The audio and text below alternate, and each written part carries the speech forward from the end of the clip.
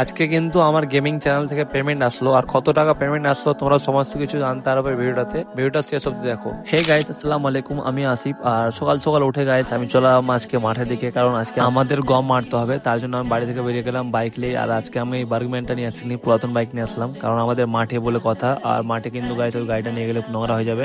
আর এখানে ফাইনালি আমি গাড়িটা রেখে দিলাম আমার, আর রাস্তা ধরে হাঁটতে লাগলাম। আর এটা হচ্ছে আমাদের মাঠ, এখানে কিন্তু আমাদের গম বোনা আছে। আর ফাইনালি চলে আসলাম গাইস মাঠে কিন্তু। আর আজকে যা রোদ ছিল কি বলবো, প্রচুর পরিমাণে রোদ আজকে। আর এখানে কিন্তু যারা বসে আছে এরা কিন্তু লেবার এখানে এসেছে। আর ফাইনালি এখানে ট্রাকটা চলে আসলো, আর এখনই কিন্তু আমাদের গম মারা স্টার্ট হয়ে যাবে। দিয়ে এখানে আমি বসে বসে গাইস ভাবছিলাম কি এতটা রোদ্রে কিভাবে কাজ করবো। তারপর ট্রাকটা আসার সঙ্গে সঙ্গে আমি কিন্তু এখানে তিরপাল বিছিয়ে দিলাম। তিরপাল বিছিয়ে কিন্তু আমাদের গম মারা স্টার্ট হয়ে গেল। আর ফাইনালি গাইস শেষমেশ কিন্তু আমাদের গম মারা শেষ হয়ে গেল। আর অনেকটা কাজ কাম করে আমাকে কিন্তু প্রচুর খিদে লেগে গেছিল, তার জন্য চলে আসলাম আমি আর সানু মামা মোথাবাড়ি বাক্কারের দোকান। এখানে এসে মিষ্টি আর পুরি খেলাম। তারপর বাড়ি ফেরার সময় দেখলাম ফরজুল কিন্তু এত রোদের মধ্যে খুব কষ্ট করে কাম করছে। আর এটা দেখে আমার কিন্তু খুব কষ্ট লাগলো, তার জন্য তাকে তুলে বাইরে করে দিলাম। আর তাকে বললাম চল তুই আমার সঙ্গে, তোকে কাজ করতে হবে না।